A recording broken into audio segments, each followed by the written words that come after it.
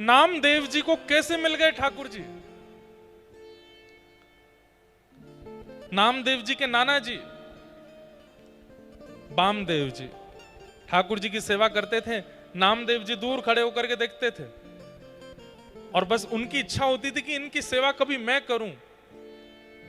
वामदेव जी को कहीं जाना था तो नामदेव जी से कह गए, तुम ज्यादा कुछ मत करना, बस एक काम करना। बोले क्या? ठाकुर जी का रोज भोग लगाना और भोग लगा के ही पाना।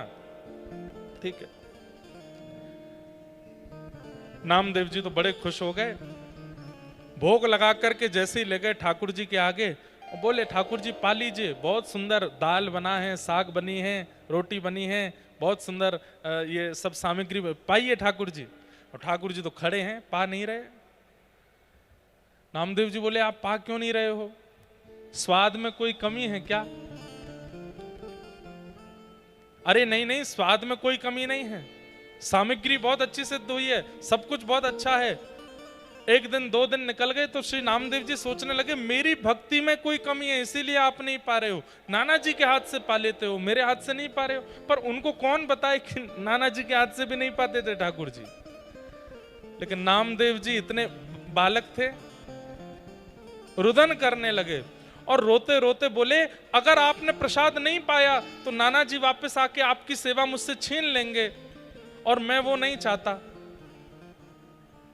छुरी लेकर के आ गए और अपने गले पर रख करके बोले या तो प्रसाद पाओ नहीं तो मैं प्राण त्याग दूंगा आपने। इतने में ही ठाकुर जी प्रकट हो गए। प्रकट होकर के नामदेव जी का हाथ पकड़ लिया और पकड़ करके बोले मैं इतनी जल्दी प्रकट नहीं होता, अरे कम से कम 3-4 महीने तो मनाते मुझको, 3 दिन में प्रकट कर लिया। 3 महीने में चाह रहे हो कि मैं दर्शन दूं? 3 दिन में ठाकुर जी प्रकट हो गए। प्रकट होकर के खूब प्रेम से पाया। 3-4 दिन बाद जब वामदेव जी वापस आए और जब थाली लेकर के वामदेव जी गए, ठाकुर जी ने नहीं पाया तो नामदेव जी ने टोक दिया। बोले नाना जी आप तो यथावत थाली उठा के लिया, ठाकुर जी ने तो पाया ही नहीं। तो वामदेव जी हंसने लगे, बोले ठाकुर जी पाते नहीं है, बस देखते हैं। बोले ऐसे कैसे नहीं पाते, मैं तो पवाता था। बोले अच्छा मेरे सामने पवा के दिखाओ। नामदेव जी फिर आ गए, ठाकुर जी पाओ, जैसे 3 दिन पहले मेरे साथ पा रहे थे वैसे पाओ। ठाकुर जी नहीं आए। नामदेव जी बोले ऐसे नहीं आते, मुझे पता है कैसे आते हैं। गए दोबारा छुरी लेके आए और फिर से गले पर रखी। ठाकुर जी फिर प्रकट हो गए, हाथ पकड़ के बोले बड़े जिद्दी हो, ये बार बार छुरी क्यों रख लेते हो तुम गले पर, हमको धमकी देते हो? लेकिन यहां ठाकुर जी नामदेव जी से नोकझोंक कर रहे हैं, सामने वामदेव जी की आंखों में आंसू। पूरा जीवन निकल गया मेरा, आज पहली बार ठाकुर जी का अनुभव हुआ। धन्य है नामा जो तेरे ऊपर ठाकुर जी इतनी कृपा करते हैं। सीधी बात, मैंने जो कोई भी बातें यहां बताई, इन सब बातों में ठाकुर जी के प्राकट्य का मूल कारण क्या था? भैया ये जिनके भी गोपाल जी हैं इनको ले जाओ और पकड़ के बैठाओ, खूब प्रेम से कथा सुनो, नहीं तो इनके कारण और भी कथा नहीं सुन पाएंगे। जितनी भी बातें मैंने बताई, इन सब बातों में प्रधान बात क्या थी? ठाकुर जी के प्रति चैतन्य बुद्धि, वो जड़ नहीं है। आप लोग ऐसा मत करना कि कल आप सब भी छुरी लेके बैठ जाओ ठाकुर जी पाओ, नहीं। ठाकुर जी कहेंगे सुनी सुनाई बात है, नामदेव जी का चरित्र सुन के आए हो इसलिए कर रहे हो ना, कुछ नया करो। और नए में ठाकुर जी को धमकी मत देना भैया कि मैं आत्महत्या कर लूंगा नहीं तो भोजन पर, नहीं नहीं, ये सब नहीं करना। नवीनता में आप चैतन्य बुद्धि रखो बस। चैतन्य बुद्धि का प्रारंभ कहां से होता है? सबसे पहली बात, ठाकुर जी का आसन। ठाकुर जी का आसन ऐसा रखो विचार करके कि ठाकुर जी इस पर बैठेंगे तो उनको सुख मिले। कई बार हम ठाकुर जी को ऐसे आसन में रखते हैं, उसमें खुद को इमेजिन करके देखो, आप बैठते तो बैठ पाते, उसमें नहीं बैठ सकते, ठाकुर जी कैसे बैठ जाएंगे? दूसरी बात, सबसे पहला ठाकुर जी का आसन इतना सुंदर मलमल का वस्त्र हो, थोड़ा कंफर्टेबल हो, पीछे कमर लगाने के लिए मसनद हो, गद्दी हो। दूसरा, हम सबके घर के ठाकुर जी कैसे हैं? किसी घर के ठाकुर जी ऐसे हैं, किसी के घर के ऐसे हैं, मेरे ऐसे हैं। तो मन में ये भाव होना चाहिए कि ठाकुर जी पूरे दिन हम ऐसे हाथ करें तो हमारा हाथ थक जाएगा, तो ठाकुर जी के पास में एक छोटी सी छड़ी बनवा के रखो कि हे नाथ, जब जब आपका मन हुआ करे, मेरे सामने तो आप ऐसे ही रहोगे, जब मैं चला जाया करूं ये छड़ी नीचे लगा लिया करो, ये मसनद है, इस पर थोड़ा टेक लिया करो। लड्डू गोपाल है, एक हाथ उठा रहता है, उसके नीचे की थोड़ी गद्दी बनवा दो कि ठाकुर जी आपको श्रम होता होगा। ये चैतन्य बुद्धि है। दूसरी बात, वस्त्र, मौसम के अनुकूल ठाकुर जी को वस्त्र पहनाओ। अभी गर्मियां चल रही हैं तो ठाकुर जी को ऐसे हल्के वस्त्र हों, ज्यादा मालाएं नहीं गले में पहनानी, 2 माला ही पहना दीजिए, मोती की पहनाइए जो चुभे ना ठाकुर जी को। इत्र भी मौसम के अनुकूल हो। इस समय कस्तूरी का इत्र नहीं लगा सकते, इस समय शमामा का, हिना का इत्र नहीं लगा सकते, गुलाब का इत्र लगा सकते हो, खस का इत्र लगा सकते हो, मोगरा का इत्र लगा सकते हो, जो ठंडा इत्र होता है चंदन का इत्र लगा सकते हो, ठाकुर जी को इत्र लगाओ। गर्मियों में बहुत गहने मत पहनाओ, सिर पर बड़े बड़े मुकुट मत पहनाओ, कपड़े के बने हुए पाग पहनाओ, पाग कोई ठाकुर जी के सिर पर बांध दो और उसमें हल्की सी मोती की एक लड़ लगा दो, बस हल्का रहने दो ठाकुर जी को। अक्षय तृतीया आने वाली है, आज से ही चंदन घिसना शुरू कीजिए, घर पे खूब सारा चंदन निकालिए, उस चंदन को इकट्ठा करके एक बढ़िया कपड़े में डाल के निचोड़ के उसका पानी निकाल लो, चंदन का एक बॉल जैसा बन जाएगा। अक्षय तृतीया वाले दिन मुख से लेके चरणों तक पूरा चंदन का श्रृंगार कीजिए, ठाकुर जी को ठंडा लगे। अब घरों में ठाकुर जी के सामने फुब्बारे रखना शुरू करो, छोटे छोटे फुब्बारे ले आओ, ठाकुर जी के आगे फुब्बारे रखो, उसमें इत्र लगा दो। ठाकुर जी को फूल मंडली, जहां ठाकुर जी विराजते हैं ऊपर पुष्प का बंगला बनाओ, जैसे बिहारी जी का, राधा वल्लभ जी का, राधा रमण जी का, बहुत बड़ा नहीं, छोटा छोटा बनाओ।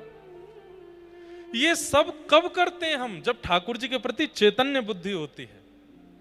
तो चैतन्य बुद्धि में विशेष ध्यान रखिए, सबसे पहले तो आसन का, दूसरा ध्यान रखिए वस्त्रों का, तीसरा ध्यान रखिए अंग पर लगने वाले इत्र का, और चौथा ध्यान रखिए श्रृंगार का, और पांचवा एक बहुत जरूरी काम, मिट्टी का बर्तन लाइए, उसमें जल भर के रखिए। ठाकुर जी का पास में, उसको झारी जी बोलते हैं। अभी सोने चांदी या पीतल के वस्त्र नहीं, वो पात्र नहीं, मिट्टी का पात्र, उसमें जल भरो। जैसे हमारे घर में घड़े होते हैं, ऐसे छोटा सा ठाकुर जी का ले आओ, उसमें जल भर के, उसमें थोड़ी केसर और थोड़ा कूट करके इलायची, थोड़ा ठंडा रहे पानी, और उसको चारों तरफ कपड़े, गीले कपड़े से लपेट के ठाकुर जी के पास रखो, जल पीने का। ये सब कब आता है मन? मुझे बताना नहीं पड़ेगा। जब आप चैतन्य बुद्धि रखोगे तो अपने आप करने लगोगे कि ठाकुर जी को ऐसा करना है, ठाकुर जी को ये देना है। और अंतिम बात, पंखे में हम खुद नहीं बैठ सकते। हाँ, अब घर में पंखा ही है और कुछ नहीं तो फिर ठाकुर जी भी मैनेज करेंगे, लेकिन जब हमारे कमरे में एसी है, हमारे कमरे में कूलर है, तो फिर ठाकुर जी को भी लगवाओ। आजकल छोटे छोटे कूलर भी आते हैं, एसी भी आते हैं, ठाकुर जी को लगाओ। और अंतिम प्रसाद, बहुत गर्म भोजन नहीं कराना है ठाकुर जी को। रोज छाछ बनाइए, घर में बढ़िया लस्सी बनाइए, ठाकुर जी को आम की सामग्रियां बना बना के पवाइए, पतली पतली रोटियां और ऐसी सब्जियों का प्रयोग जो गर्म, जिनकी तासील ठंडी होती है, ठाकुर जी को पवाओ। आप यहीं से प्रारंभ कीजिए, धीरे धीरे धीरे धीरे चैतन्य बुद्धि करते करते एक दिन ऐसा होगा, ठाकुर जी स्वयं स्वप्न में आकर के आज्ञा किया करेंगे, कल मेरे काजे ये बनाओ, कल मुझे ऐसे पवाओ। एक जयपुर के एक भक्त हैं,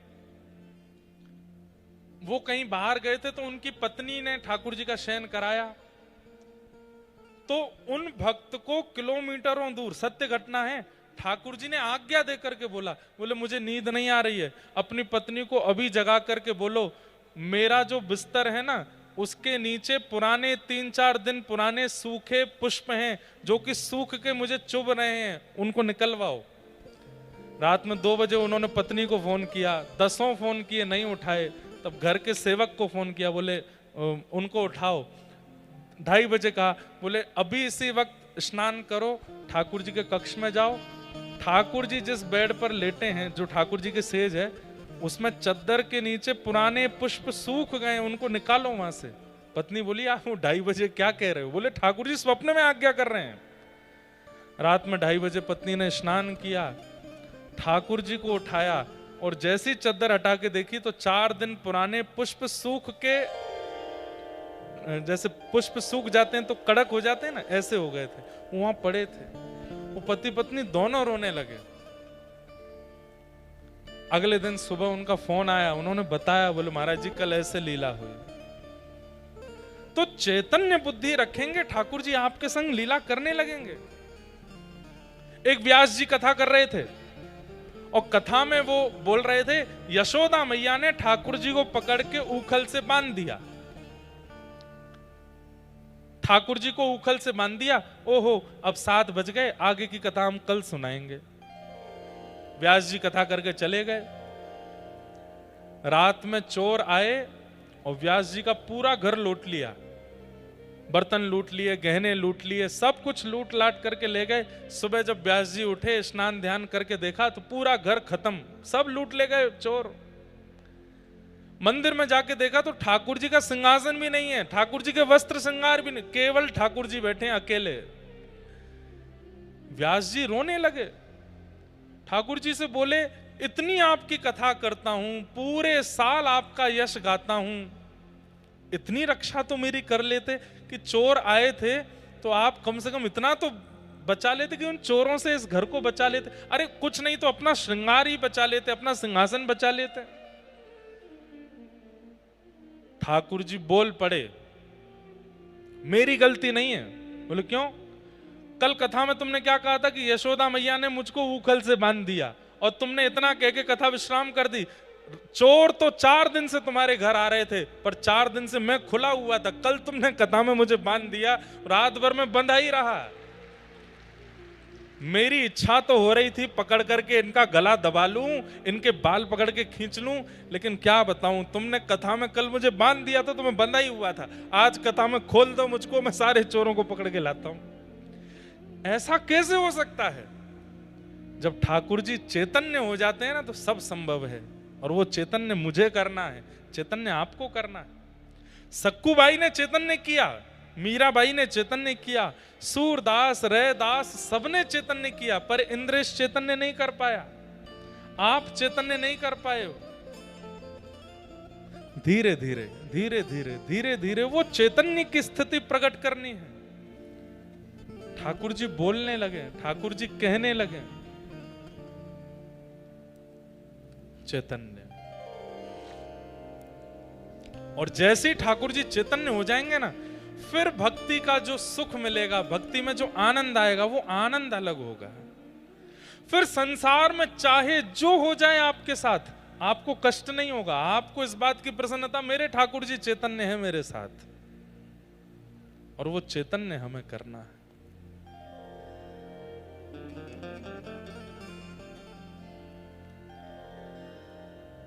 सच्चिदानंद रूपाय, भगवान का पहला स्वरूप सत्य है, दूसरा चैतन्य और तीसरा आनंद। ठाकुर जी आनंद हैं, ठाकुर जी आनंद प्रदान करते हैं, उनका स्वरूप आनंद है। विश्वोत्पत्त्यादि है तवे। अब देखो कथा शुरू हुई लगभग 4:30 पौने 5 बजे, अभी बज रहे हैं 6, 6:15 होने वाले। पिछले 2 घंटे में आप लोग इतने आनंद में बैठे हो, नीचे जमीन पर बैठे हो, पंखे की हवा में बैठे हो, लेकिन एकटक बैठ करके कथा सुन रहे हो। क्यों? क्योंकि ये सुख नहीं है, ये प्रसन्नता नहीं है। यहां जो अनुभूति आपको हो रही है इस वक्त, उसी को आनंद कहते हैं, आनंद कहते हैं।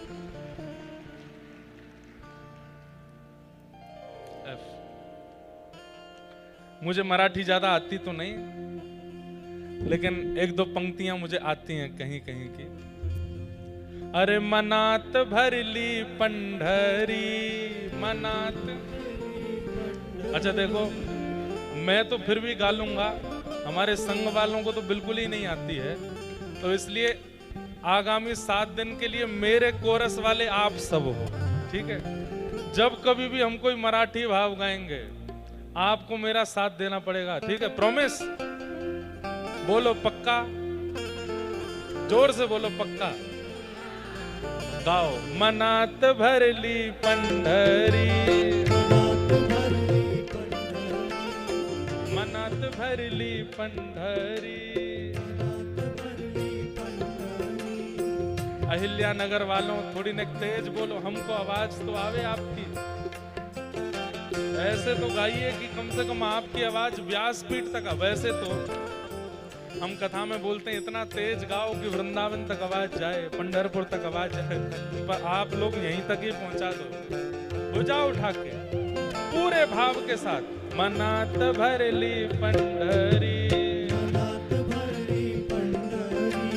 मनात भरली पंढरी, हे मनात भरली पंढरी। जाइन मणते माहेरी, हे जाइन मणते माहेरी, हे पांडुरंगाच्या दरबारी बाई हासत नाचत।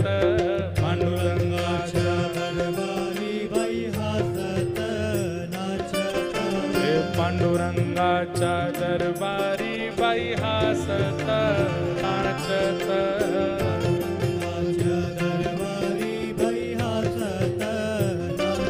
हे चंद्रभागेच वालवंट,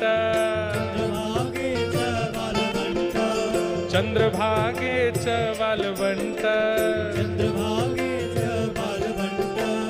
तेच अमाच वैकुंठ, तेच अमाच वैकुंठ। हे आनंद भरला घनदाट बाई आसत नाचत। आनंद भरला घनदाट बाई आसत नाचत, हे पांडुगंगा दरबारी बाई हासत नाचत। पांडुरंगाच्या दरबारी बाई हासत नाचत, हे मनात भरली पंढरी, जाइन मणते माहेरी, हे जाइन मणते माहेरी। हे पांडुरंगाच्या दरबारी बाई हासत नाचत,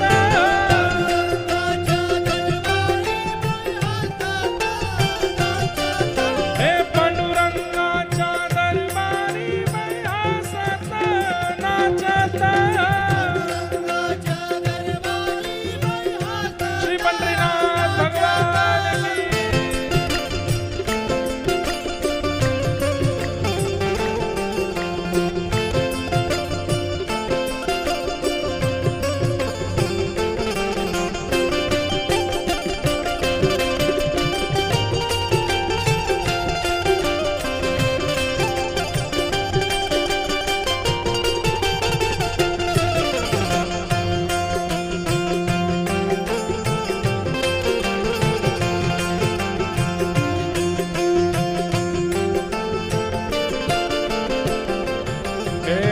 पांडुरंगाचा दरबार, पांडुरंगाचा दरबार, संत मिठाले अपार, हे संत मिठाले अपार। हे हरिनामाचा गजर बाई हासत नाचत,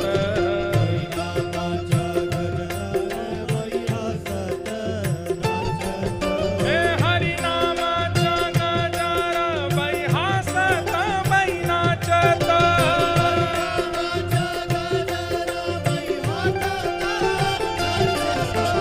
मनात भरली पंढरी,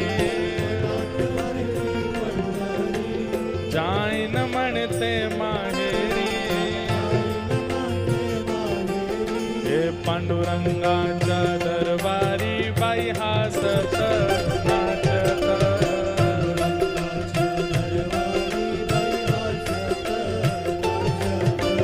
पांडुरंगाच्या दरबारी बाई हासत नाचत.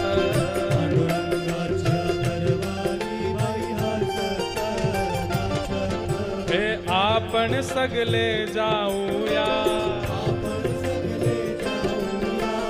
आपण सगळे जाऊया गोपालपूर पाहूया, गोपालपूर पाहूया. हे हरीच्या लाह्या खाऊया बाई हासत नाचत.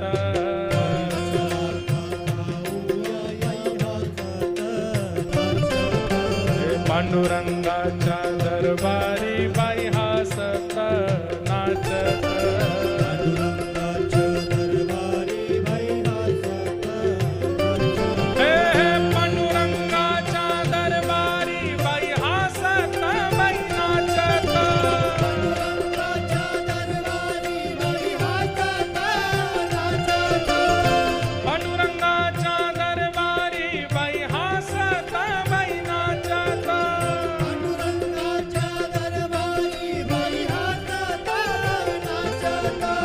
मनात भरली पंढरी, हे मनात भरली पंढरी. हे जाईन म्हणते माहेरी, हे जाईन म्हणते माहेरी. हे पांडुरंगाच्या दरबारी बाई हासत बाई नाचत.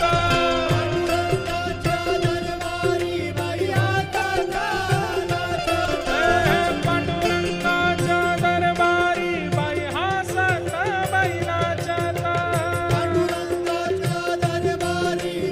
पंढरीनाथ भगवान की.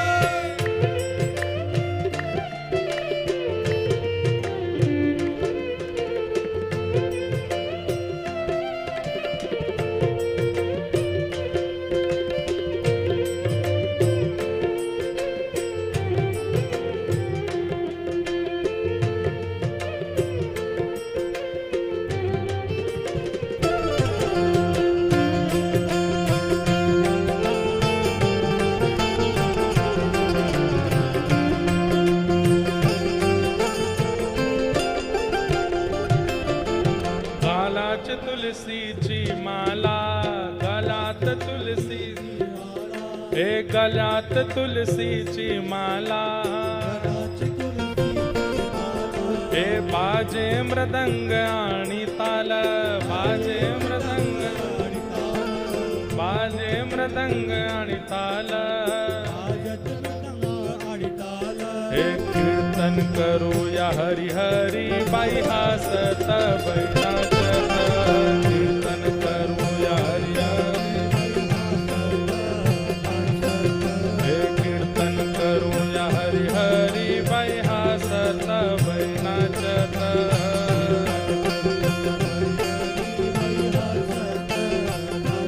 हे मनात भरली पंढरी, म्हणते माहेरी जाईन म्हणते. हे पांडुरंगाच्या दरबारी बाई हासत नाचत.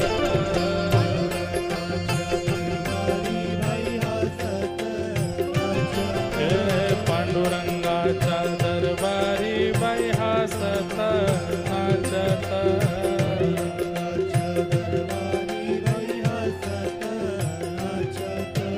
पांडुरंगाच्या दरबारी बाई हासत नाचत.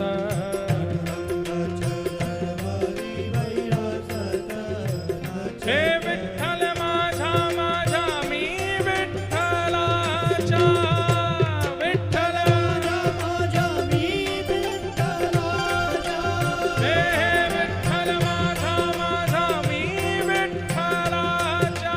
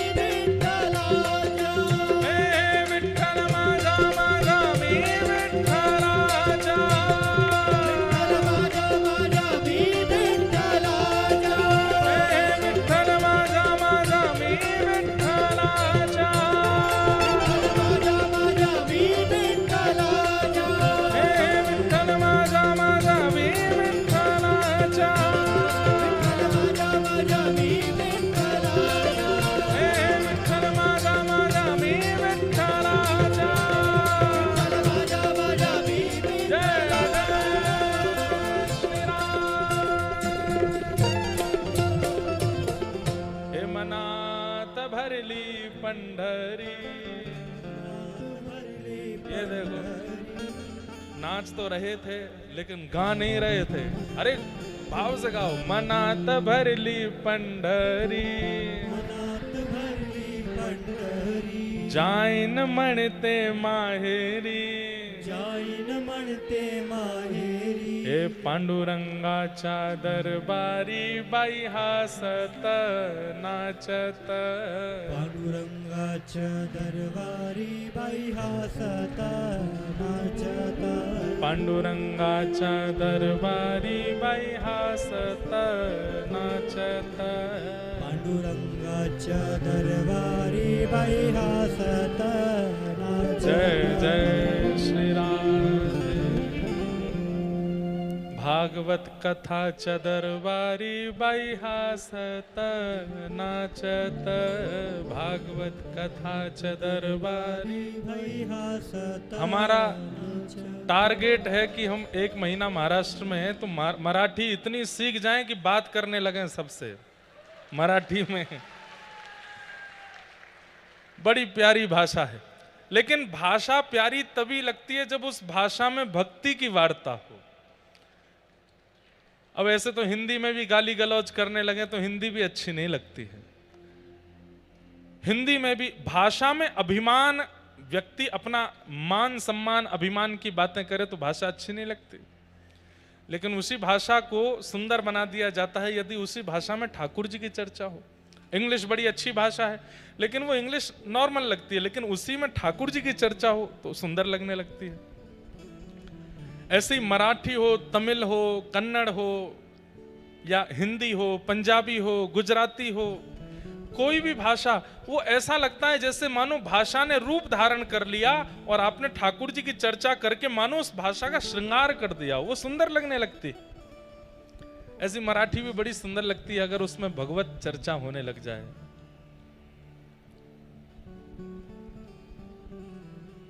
आहा। तो भगवान का ये स्वरूप है, जो आप नृत्य करते हो, जो आप गाते हो, जो आनंद में झूम उठते हो ठाकुर जी के कथा में, दर्शन में, कीर्तन में, ये आनंद ही श्री कृष्ण है। ये भगवान का तीसरा स्वरूप है, आनंद। कथा में, कीर्तन में, संकीर्तन में सोच विचार करके नृत्य किया जाए, सोच विचार करके गाया जाए, सोच विचार करके, तो वो आनंद का स्वरूप नहीं होता।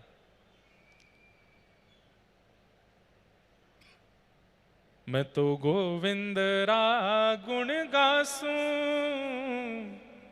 राणा जी रूठे तो मने काय करसे। मीराबाई कहती हैं चाहे जो हो जाए।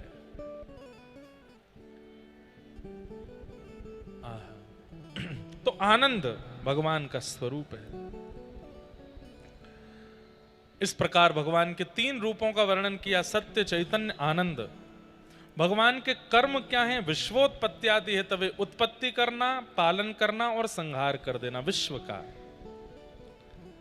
और तीसरा रूप क्या बताया? गुण, तापत्रय विनाशाय, 3 प्रकार के तापों का जो विनाश करते हैं। एक बात बहुत ध्यान से सुनिए। हम बालकों बैठ जाओ, बैठ जाओ, जय हो राम कृष्ण हरि, बैठ जाओ लालाओ। जाओ, माता जी चली जाएंगी छोड़ के, जाओ चलो दौड़ के, पर हम ले जाएंगे पकड़ के वृंदावन, जाओ। तापत्रय विनाशाय, 3 प्रकार के ताप होते हैं। ताप मतलब कष्ट, आदि दैविक, आदि भौतिक और आध्यात्मिक। 3 प्रकार के दुख हैं हमारे जीवन में। आदि दैविक दुख क्या है? किसी के द्वारा आपको दुख दिया गया। क्यों दुखी हो भाई? बोले पत्नी बहुत लड़ती है हमारी, इसलिए दुखी है।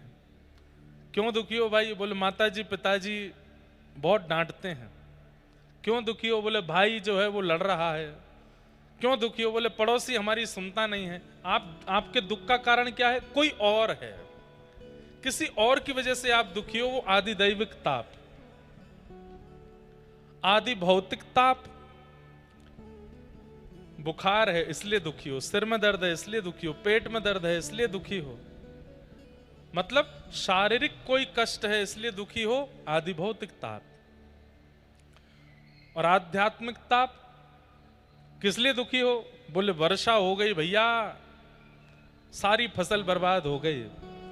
देवताओं के द्वारा, प्रकृति के द्वारा दिया गया दुख। ये तीन ही दुख होते हैं हमारे जीवन में। किसी व्यक्ति के द्वारा दिया गया दुख, स्वयं से प्रकट किया गया दुख, या फिर देवताओं के द्वारा दिया गया दुख। ये तीन ही दुख हैं जीवन में, चौथा दुख नहीं होता। लेकिन ठाकुर जी की शरणागति लेने वाले के ये तीनों दुख समाप्त हो जाते हैं। वो अत्यंत सुखी, अत्यंत आनंदित हो जाता है। आपके महाराष्ट्र के संत श्री एकनाथ जी महाराज, एकनाथ जी का नाम सुना है? उनका एक अभंग मुझे बहुत अच्छा लगता है।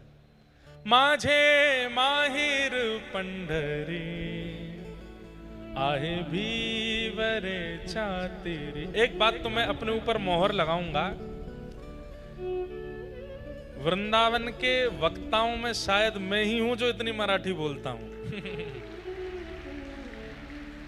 अब हो सकता है मुझे नहीं पता हो, और भी बोलते होंगे, लेकिन पंढरीनाथ की इतनी कृपा है कि 2-4 पद तो मुझे याद हैं, और ये महाराष्ट्र में कथा होती मैं बोलता ही हूं।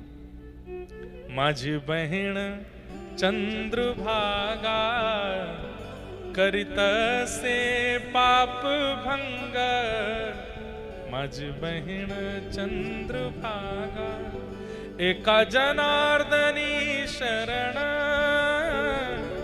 एका जनार्दनी शरण। एक नाथ जी का ये पद बहुत अच्छा लगता है, किसी दिन गाऊंगा, सबके साथ गाऊंगा।